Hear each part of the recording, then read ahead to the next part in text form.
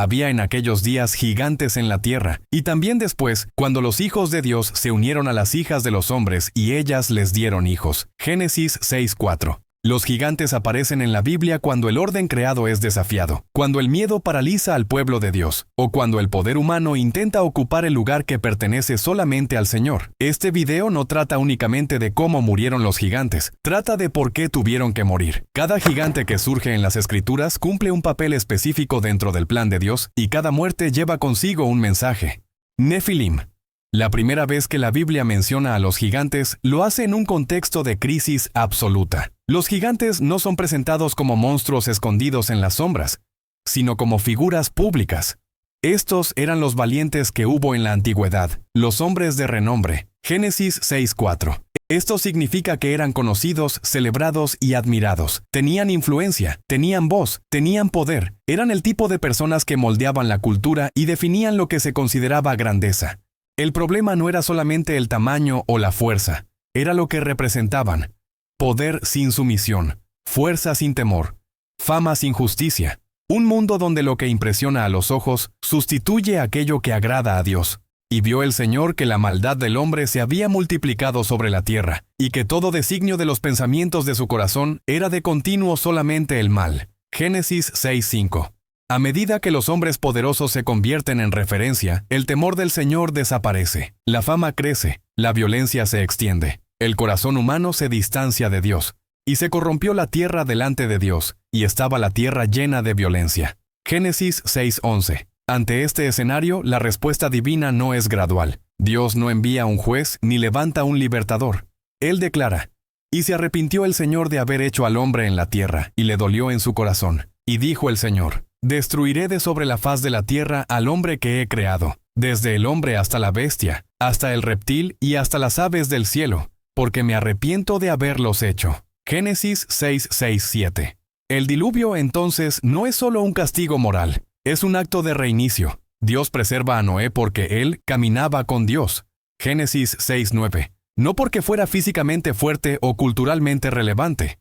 Mientras los gigantes dominaban por la fuerza, Noé es preservado por la obediencia. Todos los Nefilim desaparecen en las aguas del diluvio. No hay batalla, no hay resistencia, no hay registro de sobrevivientes de ese mundo antiguo. La narrativa es clara. Cuando el poder se vuelve autónomo y la creación pierde su orden, Dios cierra el ciclo. Antes de que descubras cómo murieron los otros gigantes que forman parte de la Biblia, apoya nuestro canal. Suscríbete, deja tu like en el video. Activa la campanita para no perder los próximos contenidos y escribe en los comentarios: Dios es más grande que cualquier gigante. Anakim. Después del diluvio, la Biblia guarda silencio durante generaciones. Los gigantes no son mencionados por un tiempo. El enfoque está en pactos, promesas y en el nacimiento de un pueblo. Pero cuando Israel se aproxima a la tierra prometida, ellos reaparecen. Ya no como corrupción global, sino como un obstáculo directo a la promesa. En Números 13, Moisés envía a 12 espías para observar Canaán. La tierra es exactamente como Dios había prometido: fértil, abundante, buena. El problema no está en el suelo, sino en sus habitantes. El informe dice: «También vimos allí a los gigantes, hijos de Anac, y éramos nosotros, a nuestro parecer, como langostas». Números 13:33. Los hijos de Anac son los Anakim. El verdadero impacto de estos gigantes no es su tamaño físico. No vencen a Israel en batalla, vencen en el corazón. 10 de los 12 espías dejan de interpretar la realidad a la luz de la promesa y pasan a interpretar la promesa a la luz de la apariencia. La Biblia dice que toda la congregación levantó su voz, lloró y murmuró contra el Señor. Números 14:1-2. En pocas palabras, la promesa de Dios es colocada en juicio delante del tamaño de la amenaza. Pero no todos ven de la misma manera. Caleb y Josué ven a los mismos gigantes, pero llegan a una conclusión opuesta. Si el Señor se agradare de nosotros, entonces nos hará entrar en esta tierra. Números 14:8. Dios ya había dicho: «Yo os daré esta tierra». La presencia de los gigantes no anula la palabra divina, sino que revela en quién confía el pueblo. Josué refuerza: «El Señor está con nosotros, no los temáis». Números 14:9. Ellos no niegan la existencia de los gigantes, no minimizan el peligro. Simplemente se rehúsan a permitir que el miedo tenga una autoridad mayor que la palabra de Dios. Aún así, eso no fue suficiente para impedir el castigo sobre el pueblo de Israel por dudar de la palabra del Señor. Y después de 40 años en el desierto, cuando Israel finalmente entra en Canaán bajo el liderazgo de Josué, los Anakim son exterminados conforme al avance ordenado por Dios. En aquel tiempo Josué destruyó a los Anakim de la región montañosa. No quedó ninguno de los Anakim en la tierra de los hijos de Israel. Josué 11, 21, 22. Emim, Samsumim, Refaim. En Deuteronomio 2, Moisés comienza a recordar la historia de los pueblos que habitaban la tierra antes de la llegada de Israel, y algo llama la atención. Él dice, los semitas habitaron allí en otro tiempo, un pueblo grande, numeroso y alto, como los Anakim. Deuteronomio 2:10. Luego añade una explicación crucial. También estos fueron considerados gigantes como los Anakim. Deuteronomio 2:11. El mismo grupo podía recibir nombres distintos según la región y el pueblo que hablaba de ellos. Más adelante, Moisés dice, también esta fue considerada tierra de gigantes. Habitaron en ella gigantes en otro tiempo, y los amonitas los llamaban samsumeos. Deuteronomio 2:20. Anakim, Emim, samsumeos, Refaim. Nombres distintos, la misma descripción. Grandes, numerosos, temidos. No existían solo en la imaginación de Israel. Eran conocidos, reconocidos y recordados por diversas naciones. Y entonces Dios hace algo sorprendente. El Señor los destruyó delante de ellos. Deuteronomio 2:21. Siempre que los gigantes son mencionados, la Escritura se encarga de añadir, fue el Señor quien los derrotó. Antes de Israel, antes de Josué, antes de las batallas famosas, Dios ya había tratado con gigantes a favor de otros pueblos. Este detalle es esencial. Dios está enseñando a Israel y a nosotros que los gigantes que hoy parecen inéditos ya son conocidos por Él. Aquello que asusta al hombre nunca sorprende a Dios. Los gigantes cambian de nombre según la cultura, pero nunca cambian de destino cuando Dios está presente.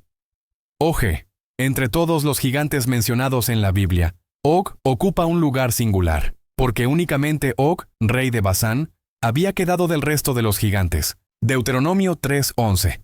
No es presentado como parte de un pueblo genérico, sino como un individuo claramente identificado, con territorio, título y legado. Cuando Israel se aproxima, el miedo reaparece. Og no es solamente grande, él comanda un ejército. La amenaza es real.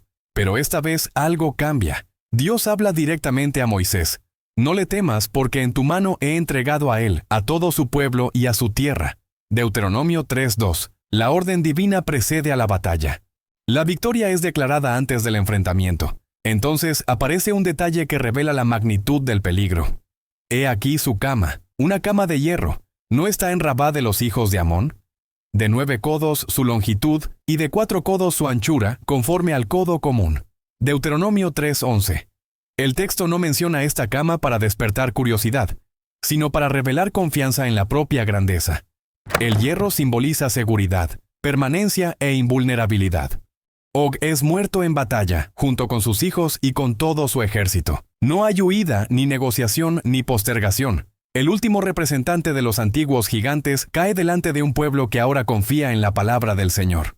Y lo herimos hasta que no quedó de él sobreviviente. Deuteronomio 3:3.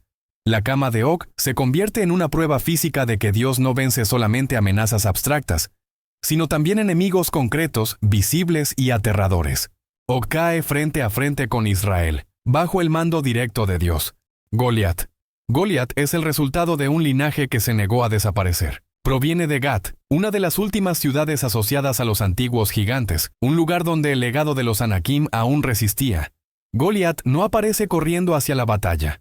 Él se presenta día tras día, como una presencia opresiva. La Escritura lo describe con detalles. Salió del campamento de los filisteos un hombre guerrero, cuya altura era de 6 codos y 1 palmo. 1 Samuel 17:4. Luego, la narrativa se detiene en su armadura, en el peso del bronce, en la lanza enorme, en la imponencia de cada pieza. Traía en su cabeza un casco de bronce y vestía una coraza de escamas, y el peso de la coraza era de 5,000 siclos de bronce. Llevaba grebas de bronce en sus piernas y un escudo de bronce entre sus hombros. El asta de su lanza era como un rodillo de telar, y la hoja de su lanza pesaba 600 siclos de hierro, e iba delante de él su escudero. 1 Samuel 17:5-7. Entonces Goliat declara, yo desafío hoy a los escuadrones de Israel. 1 Samuel 17:10. Y el efecto es inmediato. Oyendo Saúl y todo Israel estas palabras del filisteo, se turbaron y tuvieron gran miedo. 1 Samuel 17:11. Saúl, el rey elegido precisamente por ser alto e imponente entre el pueblo, 1 Samuel 9:2, está paralizado. El hombre que debería liderar al ejército mide la situación con los mismos criterios del gigante: tamaño, fuerza y apariencia. Y cuando la autoridad es medida de esa forma, el miedo vence antes de la batalla. Durante 40 días, Goliat desafía al ejército de Israel. Se presenta por la mañana y por la tarde, proponiendo un combate individual para decidir el destino de las naciones, pero ningún soldado israelita tiene valor para enfrentarlo. Nadie responde. Es en este escenario que aparece David. No como un héroe ingenuo o improvisado, sino como alguien que observa la realidad desde otro ángulo. Mientras todos preguntan, ¿quién puede vencerlo?, David hace otra pregunta. ¿Quién es, pues, este filisteo incircunciso para que provoque a los ejércitos del Dios viviente? 1 Samuel 17:26. David no niega el tamaño del gigante, pero redefine el campo de la batalla. El problema no es la estatura del gigante, sino el hecho de que desafía al Dios viviente. Cuando Saúl intenta vestirlo con su armadura, David se niega. Él comprende que no puede vencer una batalla espiritual usando los mismos parámetros que alimentan el miedo. En lugar de eso, recuerda lo que Dios ya había hecho.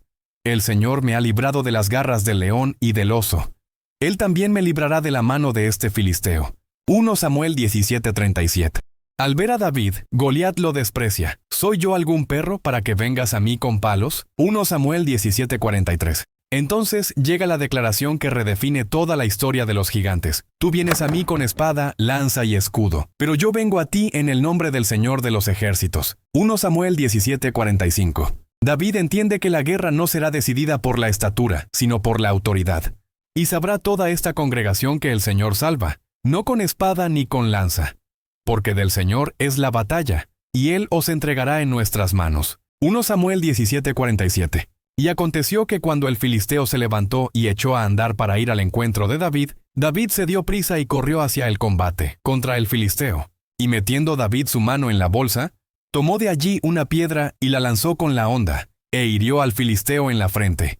Y la piedra quedó clavada en la frente y cayó sobre su rostro en tierra. 1 Samuel 17:48-49. El gigante que paralizaba a un ejército cae delante de alguien que se niega a medir la realidad solamente con los ojos. Goliat muere a causa de una piedra. Solo después David utiliza la espada del propio Goliat para decapitarlo. 1 Samuel 17:51. El orden es significativo. El gigante cae primero, luego es expuesto como derrotado. Goliat muere no por falta de armadura, sino por exceso de confianza. No espera un ataque a distancia, no considera la simplicidad, no imagina que la fe pueda ser un arma. Su propia espada sella su final. Gigantes de Gat. Años después del valle de Elá, cuando David ya es rey y sus batallas se multiplican, la Escritura revela un detalle casi olvidado. Volvió a haber guerra entre los filisteos e Israel. 2 Samuel 21:15. Y en esa guerra surgen otros gigantes. No Goliat, sino gigantes de la misma estirpe. Isbi-Benob, uno de los descendientes de los gigantes, casi mata a David. El rey, ahora más viejo y cansado, necesita ser socorrido por Abisai, uno de sus hombres fieles. Pero Abisai, hijo de Zeruya, acudió en su ayuda, hirió al filisteo y lo mató. 2 Samuel 21:17. El Señor ya no depende de un solo hombre, porque ha formado una generación de guerreros que comparten la misma fe. Luego aparece otro gigante llamado Saf, y también es derrotado. Después de esto hubo otra batalla contra los filisteos en Gob. Entonces Sibecai Husatita mató a Saf, el cual era descendiente de los gigantes. 2 Samuel 21:18. Después surge Lami, identificado explícitamente como hermano de Goliat, y también cae. Volvió a haber guerra con los filisteos, y Elanán, hijo de Jair, mató a Lami, hermano de Goliat el Geteo, cuya lanza tenía el asta como un rodillo de telar. 2 Samuel 21:19. Y por último aparece un gigante cuya descripción es imposible de ignorar. Hubo también otra batalla en Gat, donde había un hombre de gran estatura, que tenía 6 dedos en cada mano y 6 dedos en cada pie, 24 en total, y también este había nacido de los gigantes. 2 Samuel 21:20. Y entonces su caída es declarada. Este desafiaba a Israel, pero Jonatán, hijo de Simea, hermano de David, lo mató. 2 Samuel 21:21. El texto concluye con una frase breve, pero definitiva. Estos 4 habían nacido de los gigantes en Gat, y cayeron por mano de David y por mano de sus siervos. 2 Samuel 21:22. Los gigantes ya no caen delante de un héroe aislado, sino delante de un pueblo preparado. Lo que David inició con una piedra, Dios lo completó con una generación entera que confiaba en el Señor. El gigante egipcio. Incluso después de la derrota de los gigantes de Gat, la Escritura registra un episodio curioso. En 2 Samuel 23 aparece el relato de un gigante egipcio, descrito como un hombre impresionante, armado con una lanza semejante a un eje de telar.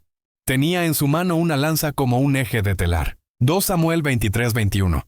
La lanza semejante a un eje de telar ya había sido asociada con Goliat. 1 Samuel 17:7.